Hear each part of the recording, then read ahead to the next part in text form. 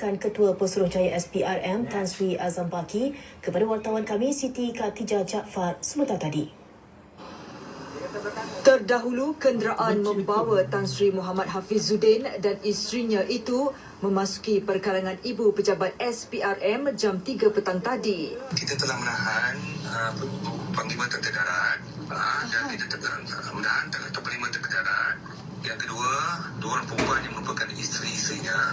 Yang ketiga, malam kita ada menahan seorang lelaki Melayu bersama isterinya yang mana disyaki yang telah bersuahat dalam untuk melarikan duit. SPRM akan memohon reman ke atas bekas Panglima Tentera Darat dan dua isterinya esok. Sebelum ini, SPRM memaklumkan bekas PTD itu dikehendaki memberi keterangan 28 Disember lalu, namun tidak dapat berbuat demikian kerana dimasukkan ke hospital.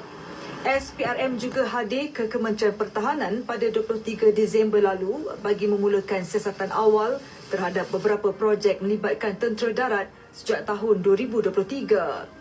29 Disember lalu pula Tan Sri Azam berkata pihaknya menyita 6 akaun bank milik pegawai itu dan ahli keluarganya bagi membantu siasatan.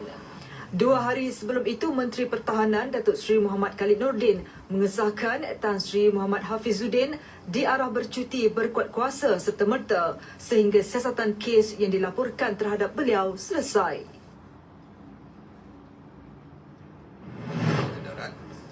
Siang tadi, Tan Sri Azam mengesahkan keterangan bekas Panglima Tentera Darat itu diambil setelah menerima rawatan untuk tekanan darah tinggi. Kita telah maklumkan kepada peguam beliau perlu hadir kerana sebelum pada ini dikatakan beliau tidak begitu sihat dan telah dimasukkan ke hospital. Jadi saya telah dapat makluman bahawa beliau telah kembali sihat. Sementara itu, Tan Sri Azam turut menghurai beberapa butiran mengenai penahanan sepasang suami isteri berhubung cubaan melarikan wang tunai 2.4 juta ringgit berkait kes sama. Kedua-dua mereka direman seminggu bermula hari ini.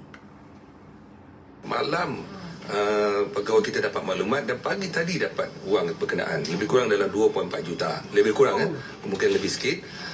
Dan bentuk cash value.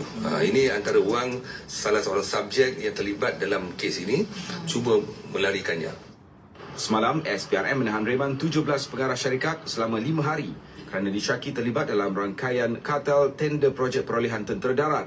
Mereka disyaki membayar wang rasuah kepada pegawai kanan tentera darat sebagai balasan mendapatkan projek pembekalan dan penyelenggaraan TDM.